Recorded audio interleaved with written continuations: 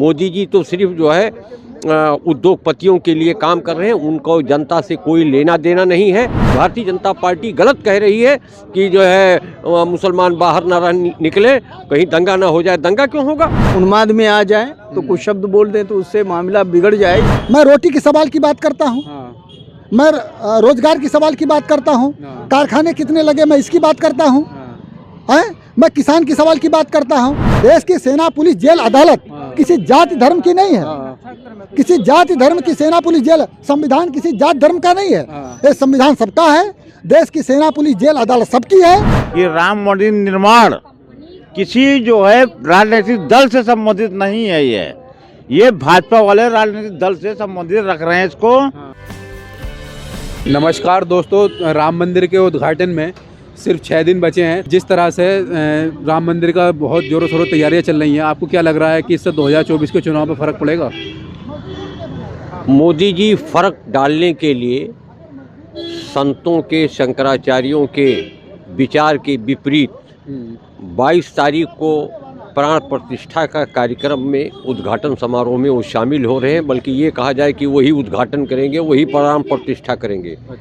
दरअसल ये है जो देश में हवा चल रही है भारत जोड़ो न्याय यात्रा की, राहुल गांधी की हवा चल रही है। हवा चल रही है। सब लोग जो है भाजपा तो कह रही है कि लोग देखने आ रहे हैं, बस उनको कोई मतलब है नहीं। वो देखने नहीं आ रहे हैं। उन आज देश पहले जितने प्रधानमंत्री हुए थे उनके दौर में देश पर कर्जा 50 लाख करोड़ रुपया था। मोदी जी के 10 साल के इस कार्यकाल में वो कर्जा बढ़कर के 2,05,000 करोड़ रुपया हो गया। 200 लाख मैं बोल रहा हूँ, 200 लाख 5 लाख करोड़ रुपया हो गया कर्जा। पूरा देश बेरोजगारी, महंगाई, भ्रष्टाचार से पीड़ित है। राहुल गांधी की न्याय यात्रा उसी संदर्भ में है कि सबको न्याय मिले और देश उद्योगपतियों का गुलाम होने से बचे। मोदी जी तो सिर्फ जो है उद्योगपतियों के लिए काम कर रहे हैं, उनको जनता से कोई लेना देना नहीं है। मैं किसान हूँ, अभी तक यूरिया 50 किलो में बिकती थी, 50 किलो की बोरी रहती थी, वो 45 हो गई, आज वो 40 हो गई है। वो सिर्फ धर्म का धंधा करके, मंदिर का प्राण प्रतिष्ठा दिखला करके कि मैं बहुत बड़ा धर्म भीरू हूँ। बताइए, लोग इस धर्म के धंधे में कैसे फंस जाते हैं? अब हमारी जनता उतनी जो है पढ़ी लिखी है नहीं, वो धर्म को समझे अगर तो हमारे चारों शंकराचार्य ने सब लोगों ने कह दिया है कि 22 तारीख को बगैर मंदिर का निर्माण पूरा किए हुए जो है उसका प्राण प्रतिष्ठा नहीं किया जा सकता है।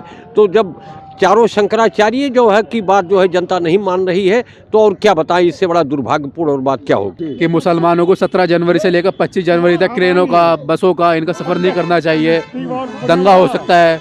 तो आपको लगता है मैसेज सही है क्या? अब मैसेज सही नहीं, सही और गलत पर मैं नहीं बात करूंगा। मसला ये है कि जब ऐसा मामला हो तो ऊपर से ऐसा कुछ नहीं है, लेकिन थोड़ा सा पब्लिक में जब जज्बात होता है तो शब्द थोड़े से इधर उधर निकल सकते हैं।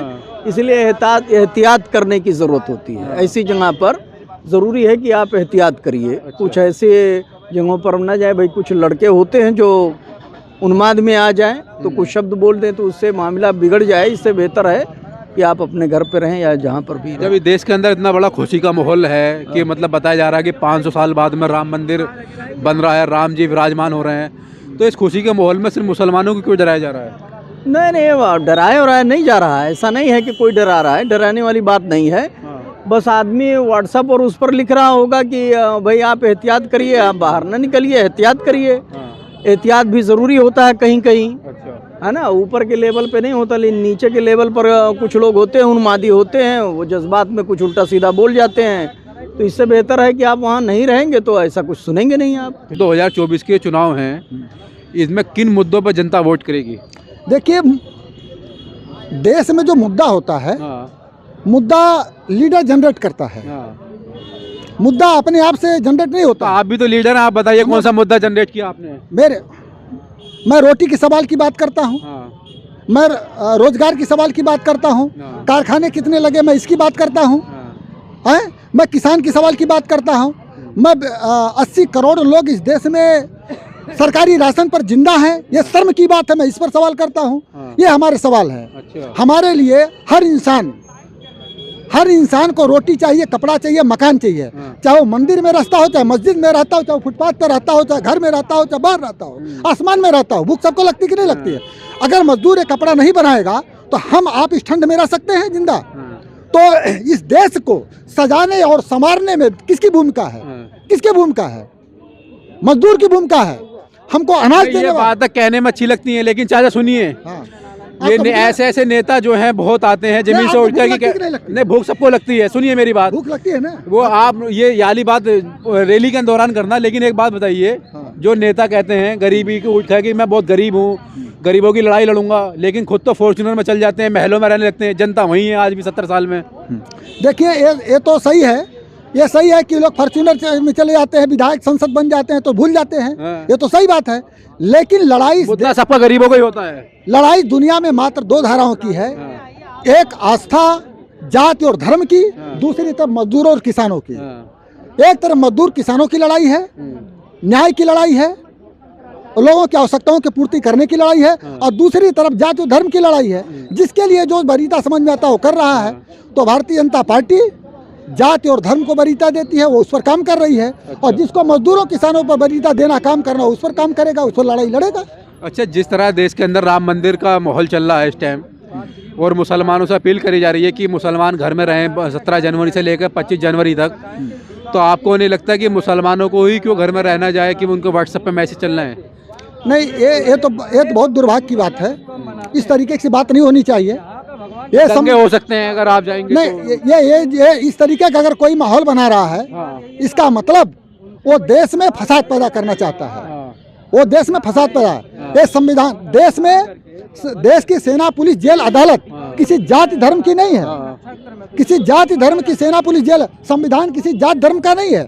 ये संविधान सबका है, देश की सेना पुलिस जेल अदालत सबकी है, और रोड सबके लिए बने हैं, ये विधानसभा सबके लिए बना है, किसी जात धर्म का प्लेट नहीं लगा है। और कोई अगर इस तरीके की बात करता है तो उसके खिलाफ तुरंत सख्त कार्रवाई होनी चाहिए, जेल में हो जाए तो जेल जाना चाहिए वो आदमी, कोई भी हो, कोई शख्सियत हो।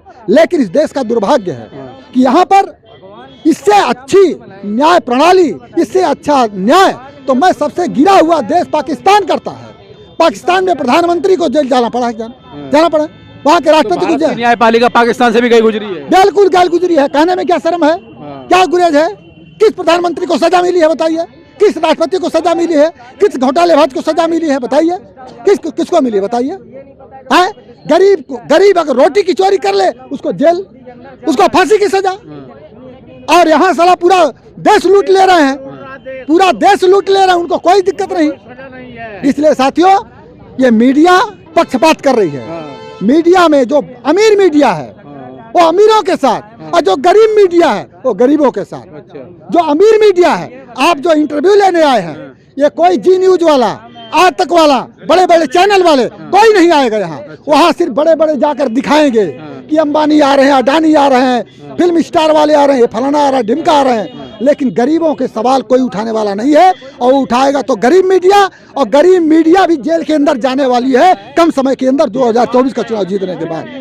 क्या लग रहा है 2024 के चुनाव में कौन सी पार्टी सरकार बनाएगी? देखिए, अभी निष्पक्ष ये कह नहीं सकते कि 2024 में किसकी आपको सरकार क्या है। लगता है, आपकी क्या उम्मीदें हैं? अरे मेरी जो उम्मीद है, वो तो उम्मीद जो दिख रही है वो तो यही लेकर के भारी मतों से भाजपा भारतीय जनता पार्टी सरकार बनाएगी फिर से।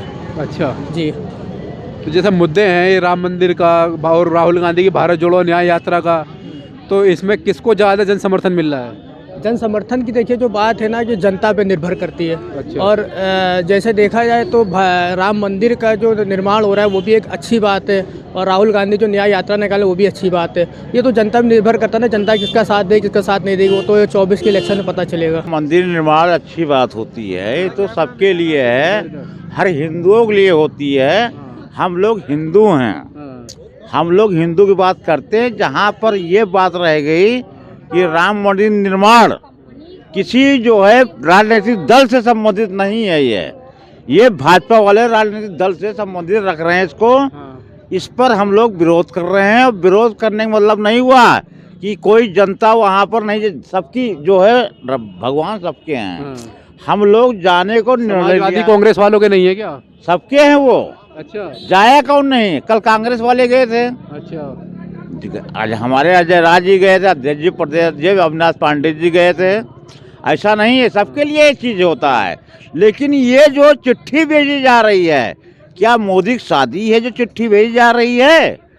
उनके क्यों चिट्ठी भेज रहे हैं, निमंत्रण क्यों दे रहे हैं? जिसको जाना होगा, राम भक्त सभी जाएंगे वहाँ पर। लेकिन ये चिट्ठी किसको चिट्ठी भेजी जा रही है, इस पर हम लोग विरोध कर रहे हैं।